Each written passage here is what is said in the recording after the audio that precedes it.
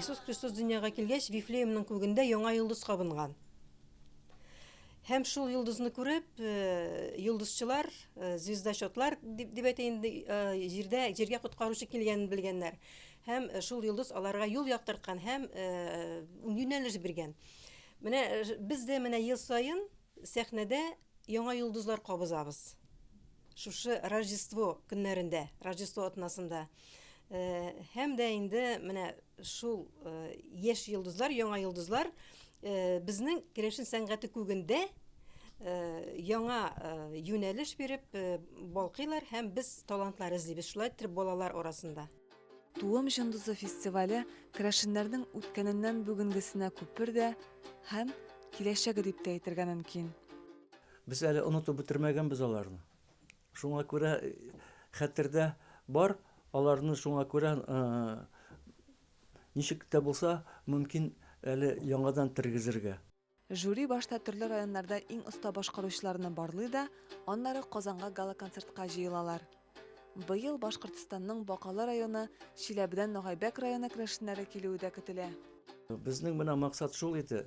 Һәрбер төбәк үз диалектында җырласын, һәрбер төбәк үз шул төбәккә хас көйләр эзләп җырласа, без аларны хупладык.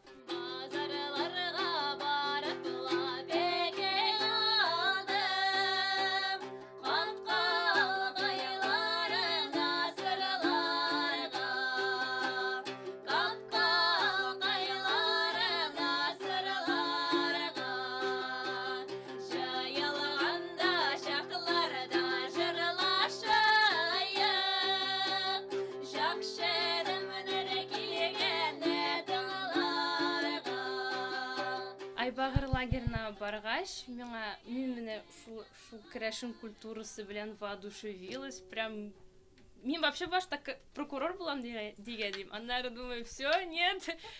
Консерватория решила. Бу костюм минем әбиемнеке. Ул аны вообще никому не собиралась давать. Аннары менә керәшен җырларын җырлыйм дигән башлагач, ул инде воодушевилась. Аннары сандыклардан күлмәкләрен менә алып бирде. Башта берне генә биргәне, аннары тутасына әйтте, аңа хәзер 90 яшь. Вот ул тагын 3 күлмәген бирде. Яшь кызның киеме яшь киленнекеннән аерыла. Бу турыда туым йолдызында катнашучы балалар да белә инде. Беренче фестивальдә Каратай җыры белән үзе дә катнашкан Эльмира Кашапова хәзер мәртәбәле жюри.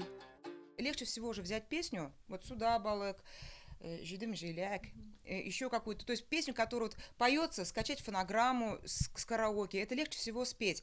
А когда мы уже вот делали замечания, ребята, неинтересно вас слушать. Конечно, были и слезы среди конкурсантов, потому что они привыкли быть звездами, там они в деревнях, они звезды, они споют эту песню, и для им зал аплодирует, это интересно.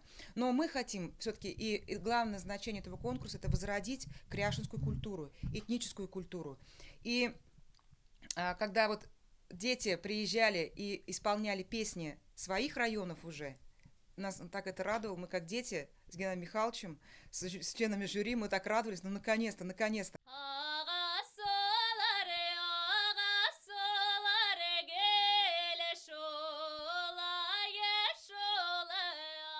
Фестивальдәге җырларны бер ишеттеңме, алар күңелдә гел кайтаваз булып яңгырап тора, балкып тора. Нәкъ йолдыз кебек.